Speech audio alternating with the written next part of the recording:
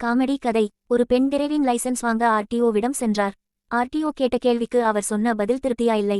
Licence தர மறுத்துவிட்டார். இரண்டாம் முறை சென்றபோதும் ஆர்டிஓ கேட்ட கேள்விக்கு அவர் சொன்ன பதில் திருப்தியா இல்லை.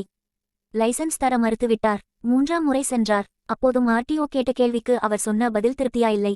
லைசென்ஸ் தர மறுத்துவிட்டார். நான்காவது முறையும் ஆர்டிஓ கேட்ட கேள்விக்கு அந்த பெண் சொன்ன பதில் திருப்தியா இல்லை. ஆர்டிஓ லைசென்ஸ் தர மறுத்துவிட்டார். அந்த பெண்ணுக்கு இந்த தடவை கடுமையான கோபம் வந்து விட்டது. ஆர்டிஓவை பார்த்து கேட்டார், நீங்கள் என்னதான் எதிர்பார்க்கிறீர்கள்? நான் சொன்ன 4 பதில்களையும் தவறென்று சொன்னால் நான் என்ன செய்ய முடியும் சார்? அப்படி அந்த ஆர்டிஓ என்னதான் கேட்டார். அந்த பெண் என்ன பதில் சொன்னார்? நீங்களே நியாயம் சொல்லுங்கள். ஆர்டிஓ கேட்டார், அம்மா, நீங்கள் ஹைவேயில் 125 கிலோமீட்டர் வேகத்தில் உங்கள் காரை ஒட்டிக்கொண்டு போகிறீர்கள். திடீரென்று உங்கள் முன்னால் ஒரு கிழவனும் ஒரு இளைஞனும் வேறு வேறு திசையிலிருந்து முன்னால் வந்து விட்டார்கள். வலது பக்கம் பாறை, இடது பக்கம் 6 அடி ஆழமான பள்ளம்.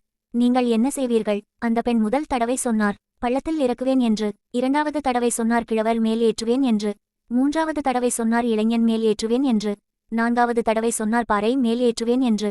ஆர்டிஓ கடைசியாக கேட்டார், ஏம்மா, ஒரு தடவை கூட நான் பிரேக் போடுவேன்னு சொல்ல மாட்டீங்களாமா? இப்படி பண்றீங்களேம்மா, நான் எப்படிம்மா உங்களுக்கு லைசென்ஸ் தர்றது? படித்ததில் பிடித்த கதை.